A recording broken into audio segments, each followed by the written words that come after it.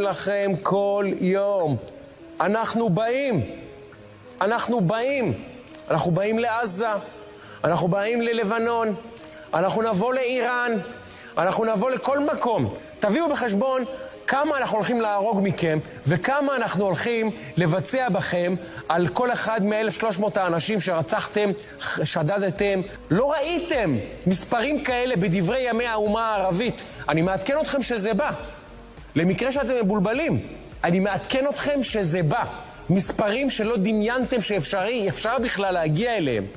ואנחנו מוכנים להיכנס לבידוד בינלאומי, ומוכנים להריב עם ארצות הברית, ומוכנים להריב עם כל העולם ואחותו.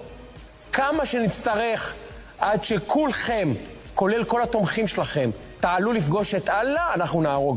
שיהיה ברור, זה המצב בישראל, זה הסנטימנט. אז תחגגו ברשתות החברתיות, תעשו פרי פלסטיין, תעשו את כל המסכנות שלכם, ואנחנו נבוא להשמיד אתכם.